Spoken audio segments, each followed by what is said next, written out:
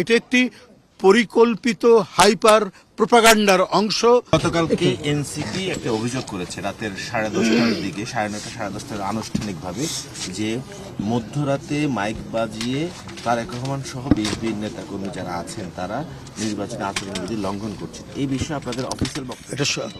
এটা অফিসিয়াল সম্পূর্ণ সর্ববিভাবে মিথ্যা। আপনারা দেখেছেন যে নির্বাচন কমিশনের অনুরোধে উনি উত্তরবঙ্গের সফর, তার নিজের যে জেলা সেই বগুড়া, এবং তিনি যাচ্ছিলেন ইয়ের কবর জিয়ারত করা, যে আবু সাইদের কবর জিয়ারত করতে, সেইটা তিনি কি বলে যে বাতিল করেছেন।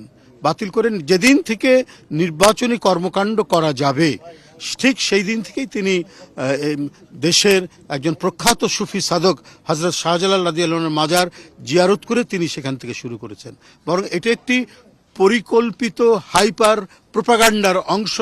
জনাব তারেক রহমান তিনি তার যে ডিসেন্ট কথাবার্তা, তার যে চমৎকার বক্তব্য এবং জনগণের সাথে সম্পর্কিত এবং জনগণের সাথে মিথস্ক্রিয়ার মাধ্যমে তার বক্তব্য যে আজকে প্রশংসিত হচ্ছে, তার নেতৃত্ব যে আজকে সারা দেশের মানুষের কাছে গ্রহণযোগ্য, এটিকে মেলাইন করার জন্য, এটি জনগণের কাছে বিভ্রান্তি তৈরি করার জন্য কথা বলা হচ্ছে। ধন্যবাদ।